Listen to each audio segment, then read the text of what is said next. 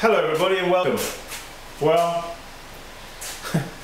it's time to make up some glazes. So I am here at the table with my buckets and my glaze materials, and I am mixing up a relatively high temperature Celadon glaze. Celadon glaze is a green, jade green glaze, rather nice glaze.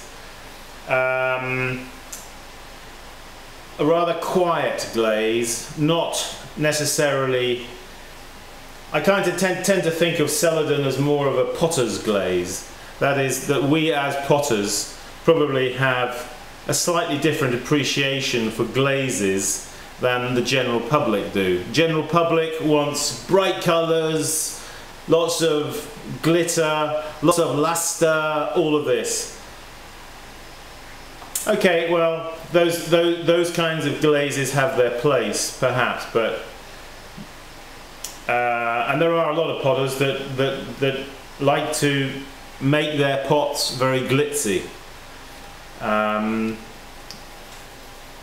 I tend to not like the pots that are too glitzy. I prefer a quieter pot. Anyway, Celadon is a quiet glaze. It's an earthy glaze. Anyway, I like it. So, actually, it's an old recipe that we used to use at the pottery at Celadon. It's not my recipe; it's one of my dad's, and I'm just trying to decipher it. Can't read the writing. Anyway, we call it PB. PB. So, let's just bring the camera a little bit closer, just so you can see. As you can see there, I've got a small scale, a small digital scale. I tend to like these kind of scales because they're light. You can stick them in your pocket, and they're cheap these days. And they're also quite good at measuring relatively accurately small amounts of material. So, I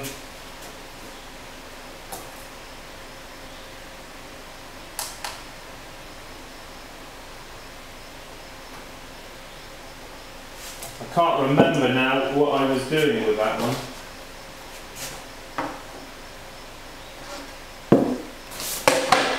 I think that was the right amount of glaze. Just hang on 1 second.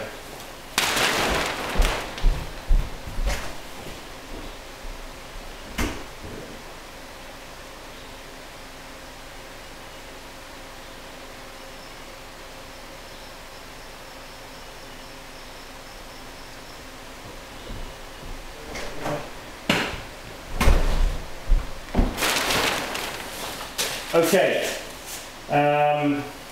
Because I got confused in the middle of doing this, I'm going to reweigh that amount of glaze because that's actually whiting. Now, into this bucket here, I've already put quartz or flint, and I've already put china clay. But the whiting I got confused over because I got interrupted. Now you see, there's a lesson in itself. If you are mixing glazes and you get interrupted in the middle, you can go wrong, seriously wrong. So, I don't want to go wrong, so what I'm going to do is I'm going to empty out this glaze on the lid and reweigh it to be sure.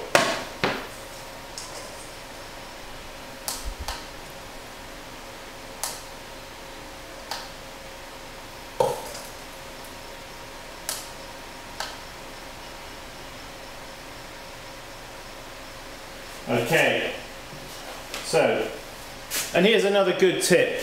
If you've got a list of glaze materials that you're putting into a bucket, tick them off as you do them. Okay? Because if you do get interrupted, you may forget what you've already put into the bucket. So tick as you put into the bucket.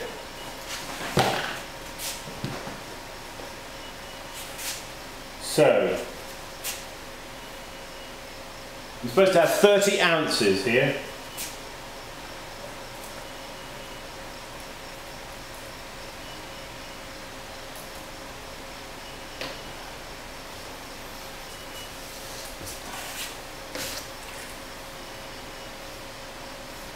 Oh well, we're 29.83, see we were just about there, weren't we?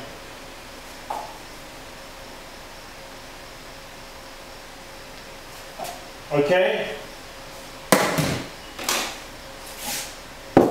Now I would normally be putting this mask over my face, but if I do that, you're not going to understand me. So I'm being careful not to make too much dust. You won't understand me if I wear the mask. Let's just check to see if we're in the picture. Yes, we're still in the picture, good. All right.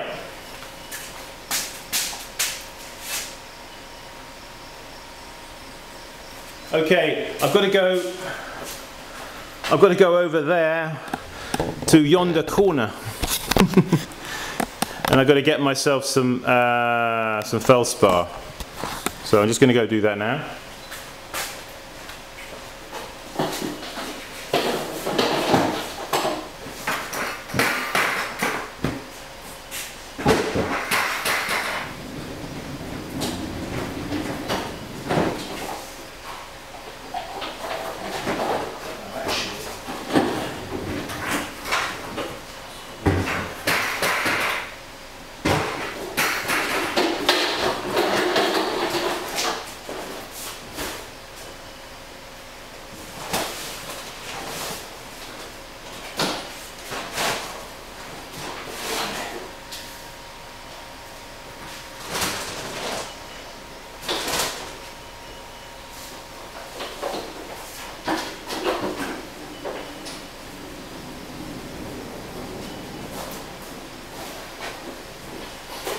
Okay, I've got feldspar and I've got iron oxide as well, because I think I'm going to need iron oxide.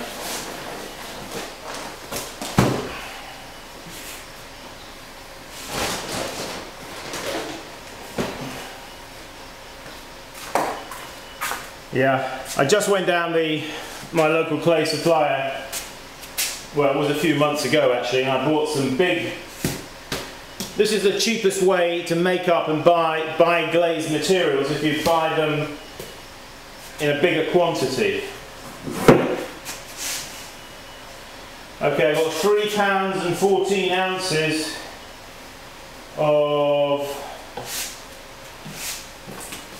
potash feldspar. 3 pounds and 14 ounces, that's 3 times 16. I try and convert it all into ounces, you see, so we're going to go 16 times 3, 3 sixes at 18, carry 1, 1, 2, 3, 4, that's 48, and 14 ounces, so 8, 9, 10, 11, 12, carry 1, 4, 5, 6, that's 62 ounces, 62 ounces.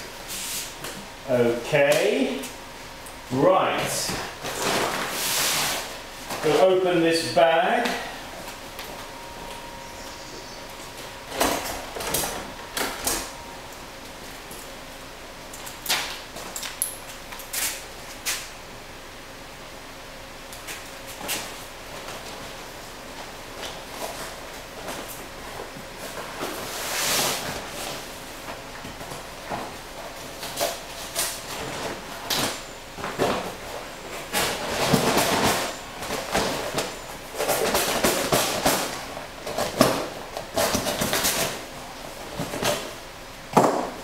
Now if I make a little dust, I don't breathe, alright? I can't wear my mask though and talk to you at the same time.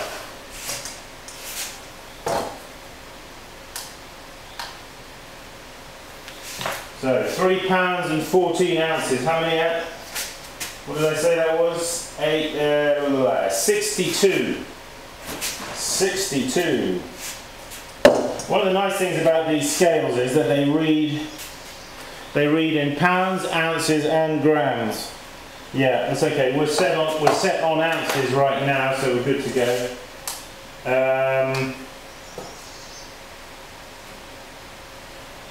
What's quite good about these and what I like is that they zero themselves in. So I take the container here and just put it on the scale and then turn it on, and it automatically reads 0. So now I can accurately put in my 62 ounces. Just while I'm doing that, I will put my mask on, okay? Because I know that there are people out there who will write to me if I don't. But it is sensible to wear a mask.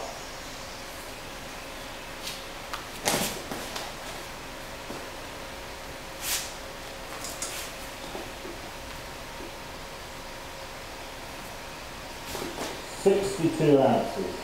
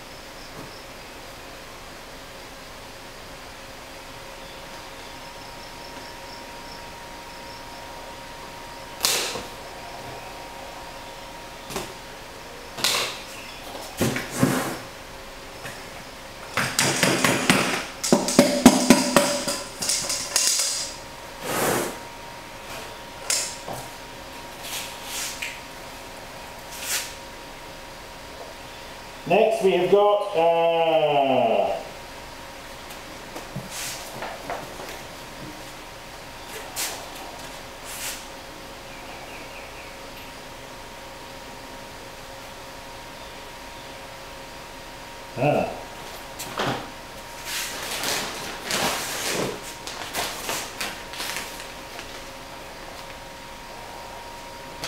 towel.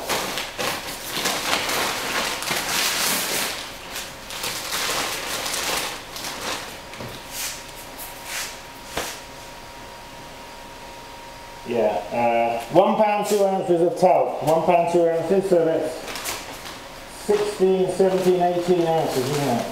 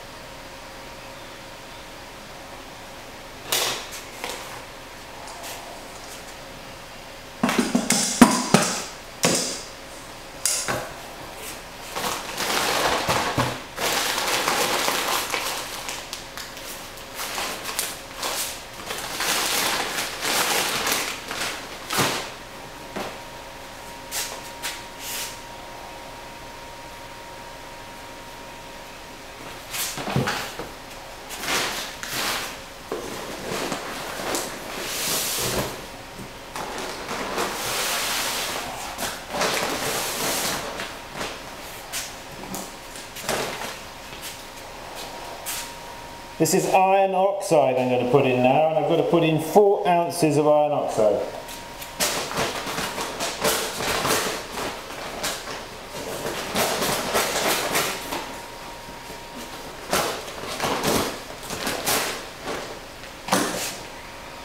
Very messy.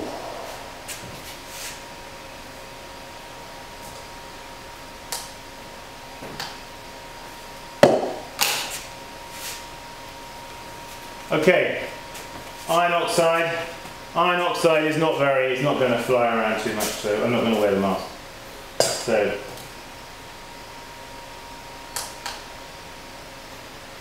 zero the scales. It's very messy, iron oxide.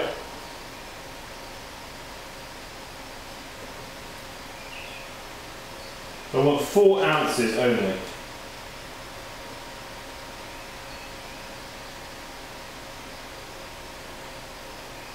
Too much.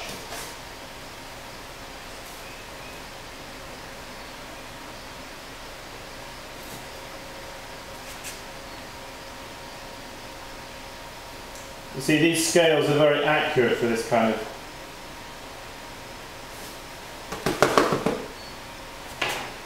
By the way, if anybody wants a set of these scales, I've got them for sale. I think they're like $15 plus shipping. Okay?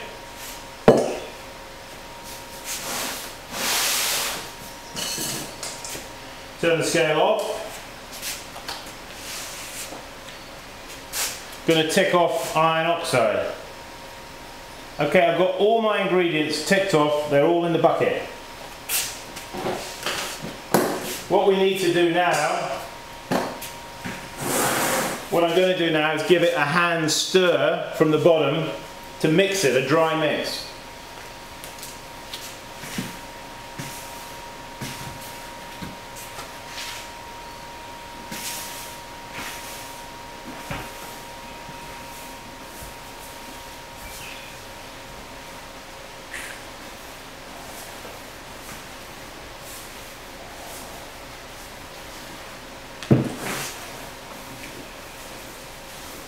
Quite a lot of dust.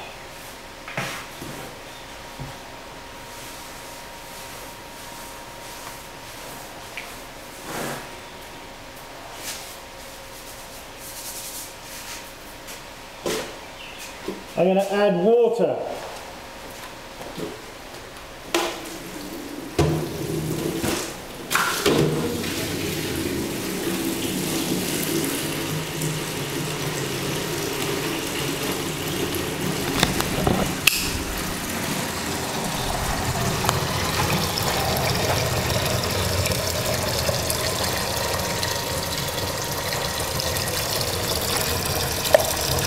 As you can see, I'm blessed with running water now in this studio.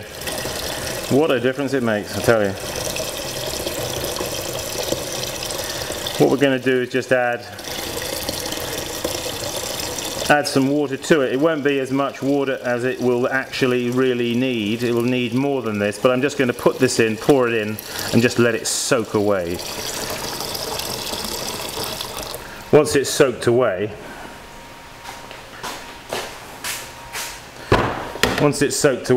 we can add some more.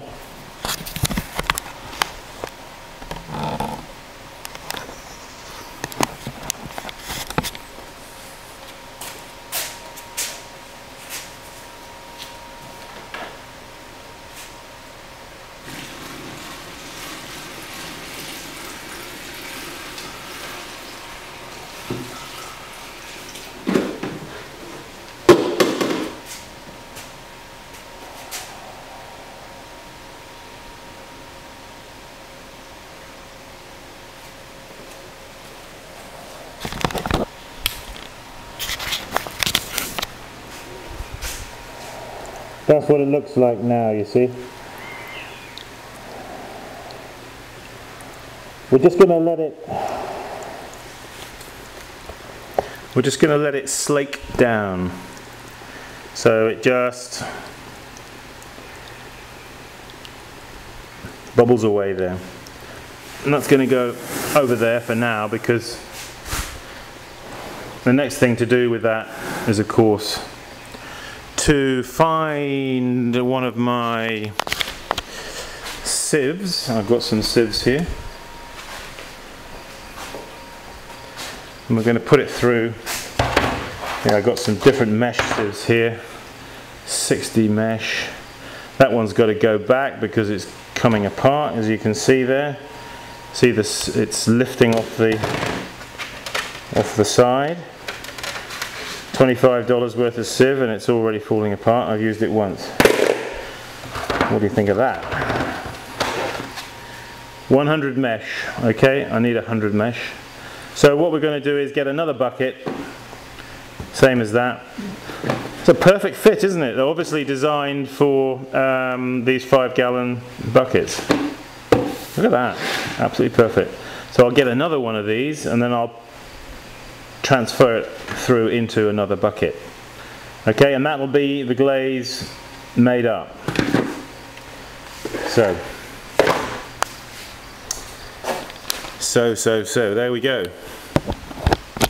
Well, it's another day in the studio. Thank you for joining us here. We are SimonLeachPottery.com. You see, I'm getting all the jargon right. SimonLeachPottery.com. So please go to my website, see what we got there. We've got a workshop in June 18th and 19th. We are, in fact, I just checked my email this morning, somebody else has signed up, so we've now got 3 people for that. We can take 5. So, what else was I going to say? Oh yeah, I did make a little side note on I think my last clip about this, but I'm getting some LEACH treadle wheels made locally by a local Amish carpenter. I've been over to see the prototype, we've tested it out, we've been in his shop and we've been there with his kids and they've all been watching and I've been testing out the wheel.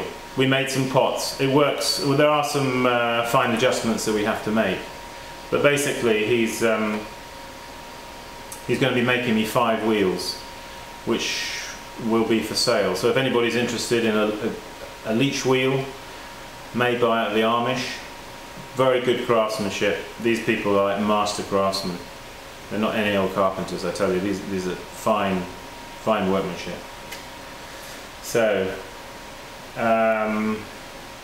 could be that we're going to offer this wheel in 2 formats. One in its finished state at a price, and then offer the wheel in like a kit form. So it'll be, everything will be made, it's just got to be put together, bolted together, and then finish sanding, some finish sanding required, and then people can paint it, can lacquer it, oil it, wax it, whatever they want to do with it, to their own design. You can even carve it, whatever you want to do. So these will be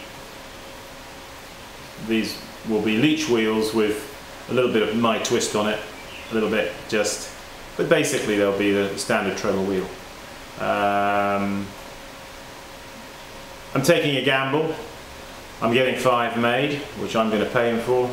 Hopefully I'll be able to sell them. Now I know the next question is, okay Simon, well how much are they going to be? Yes, I'm interested. How much? Well, they're probably going to be, we're aiming for $1,500, $1,500 approximately. There'll be shipping, of course, on top of that. I imagine the wheel, though, in its kit form, the shipping will be less than if it's in its made-up form, because it'll be a much smaller package, as it were. Whereas the main, proper, in its made-up form, will be much more a bulky object to ship, so probably be more expensive. So in the kit form, I'm hoping will be cheaper. So if you're interested in a LEACH wheel, and I know there are many of you out there that are, because everybody keeps writing to me and asking me for plans. But if you are interested in one of these, I'm gonna make a list, like a waiting list, or take some names down for people. So please write to me, simon.leach6@gmail.com, or visit my website. You can reach me through that. I really do believe the Leach wheel is a very good wheel. I look forward to having one here in my studio and being able to work on it again. I'm not all that enthralled with electric wheels in general. You're somewhat detached from the machine.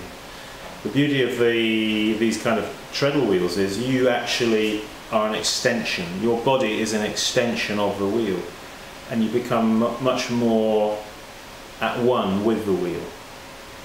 And the more at one you are with the wheel, and the more at one you are with the clay, the more and the better you're going to be able to, the more fluent the pots are going to be, a more fluent expression of who you are as you work on the wheel. Food for thought. Okay, Simon Leach saying, keep practicing. Bye bye. Bye bye now.